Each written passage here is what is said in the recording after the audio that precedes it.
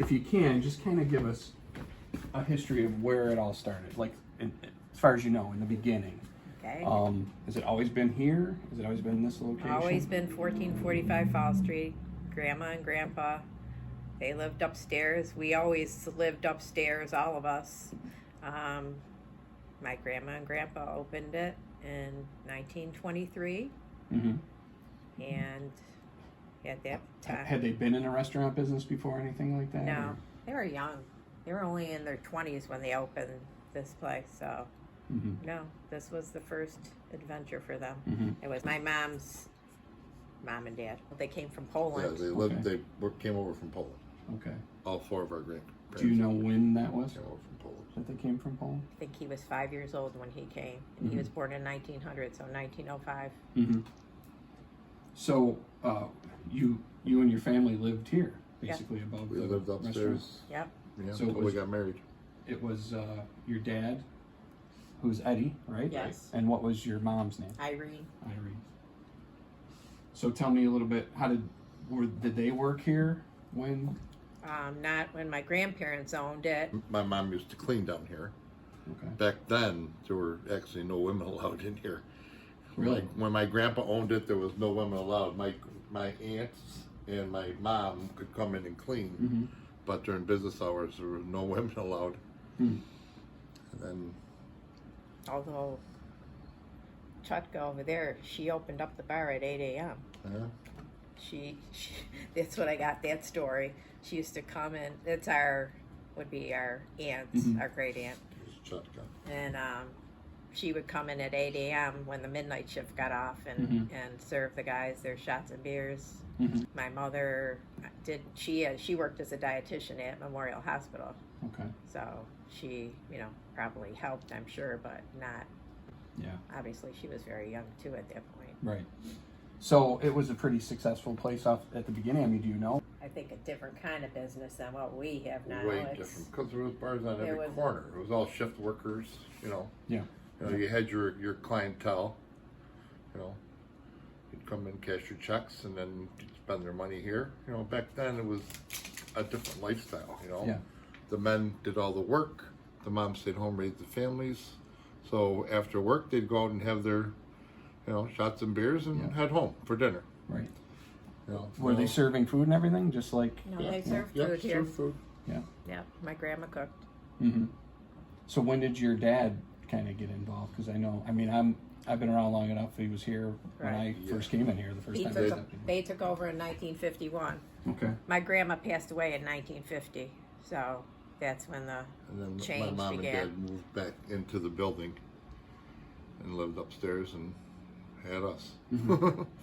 and my grandpa lived with us, Mm-hmm.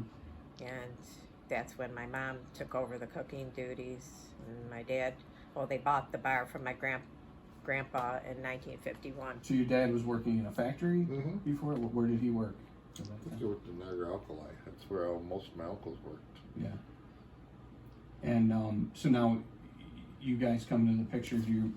You were living here basically, right? Yeah. Oh my God, yes. Yeah. Yeah. What We'd was go that to like? school and we'd have our lunch and dinner down here. Yeah, you would just come in and Go in the Mom would kitchen. be in the kitchen, so she'd cook us whatever and do your Yeah. homework down here. And then on Fridays, come down and help doing dishes, whatever we needed Yeah. to be done. Right. Your dad is kind of a well-known figure for a Oh lot my of God, people. yes. And he's kind of a larger-than-life guy. I mean, in Larger many ways. than life is, Mm-hmm. yeah. So, what would you say about him? Well, he built this business on, being friendly and knew everybody's name. Mhm. Greet everybody with a handshake or a hi or, nice to see you. Or if you didn't know your name, it was always, hi, big guy. Big guy, hon. Yeah. Yeah. But, yeah, the place would not be what it is without my dad. No. No, he very friendly, warm, gentle man. Yeah. When did he pass away? Refresh my memory. 1990, 2017. 2017. We started talking about your dad and the Notre Dame stuff. It's when I came in here the first time, I thought it's a Polish place, but there's Notre Dame stuff all over. And So can one of you kind of explain what that was all about, or? My dad started liking Notre Dame because he used to listen to it on the radio with his father, Mm-hmm. you know, and he just loved Notre Dame, and then just grew from there. We used to go to a baseball trip in Detroit to a bar called Polanski's, and Okay. Jerry Polanski was a big Notre Dame booster, and he took my dad to one game, and pow, and then Jerry would invite him up every year, and then he would, being my dad, people would latch onto him, and he's had some pretty big people. Yeah. What do you mean by that? Pretty big people. Well, this gentleman here, Tom Black, he's like head of the National Alumni at one point, and very influential. He lived in Lackawanna. Mm-hmm. Okay, when he was going back to school, they knew that Eddie Gadawski went to every game on Friday night. Mm-hmm. So when he came home, son of a steel worker, he came home. He could get a hitch back to Notre Dame with Mr. Gadawski. Mm-hmm. Show up on. He was a year older than me, so I'm in the van too. Yeah. With this kid in the back, going back, he just sleeps and wakes up in Notre Dame. Mm-hmm. Now this guy's multi-millionaire, and never forgot my dad.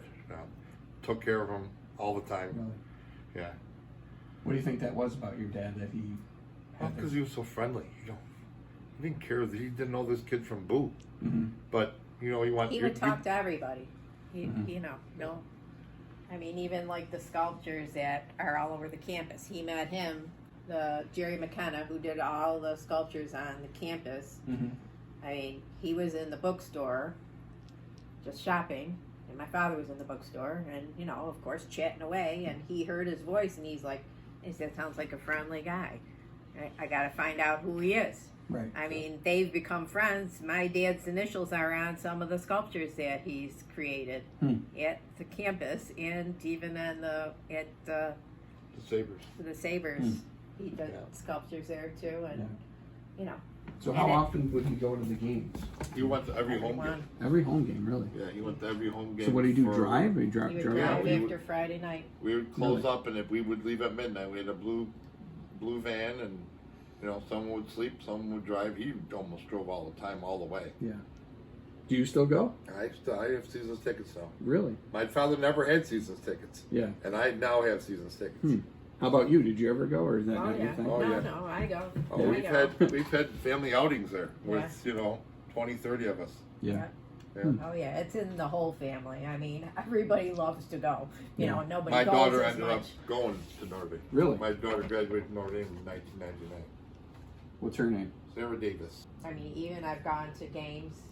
This has happened more than once to me. That you go in the statue that's got what's Moose Krause. Moose Krause. He's got a cigar, and my dad's initials are on This the one end right of here. it. Really? And so It's right on the butt end. it says. Why is that? Because the sculptor put his Yep. initials on it? Right Yeah. on the ash. So of the every cigar. time you go to Notre Dame, I always go and sit You with got them it. and talk to my dad, whatever. But more than once, I've gone and there would be people sitting there, and they're going, "Yeah, Eddie Gadawski's, his initials are on there," and it's like, Yeah. "That's my dad." Like I'm Yeah. listening to them, and I'm like, "Yeah, that's my dad." You know? That's amazing. The last time I was there, this gentleman goes by. Look, Gadawski said. Tell me about, business, I guess. Now it's 100 years. I mean, how does that feel to be, how do you feel about it? Exciting I don't know. It's exciting. It's kind of, and overwhelming. It's surreal. Yeah. It's like, wow, 100 years. Yeah. Like that's kind of crazy. What's business been like? I mean, last couple of We've years. been very steady. Compared to when you see all these businesses going down, especially after COVID, I guess we're pretty We're doing good. lucky. Yeah. So tell me a little bit about the food. Yep. Basic Same. recipes and everything. Same recipes. Can you I talk a little bit about It's that? all, I still got a book of all her recipes with her handwriting and When you say her, who are you talking about? my mom. Okay. I don't have grandma's handwriting, but, she followed, I'm sure, her mother's recipes, but also created many of her own things. Mhm. But, so I just get my book out and So how do you do all that? That sounds like a ton of work. it It is is a a ton lot of of work. work. He's always here. Yeah. It is a You lot of always work say. because everything, it's all homemade. Yeah. We don't buy coleslaw in a bag. We shred it by hand. All our soups, everything's homemade. Mhm. You know, all the desserts I make them homemade. You know, Why is that important? because that's what it people. was done. We don't go off of the way they did things. And we figured that was a success. We're not changing it. Mhm.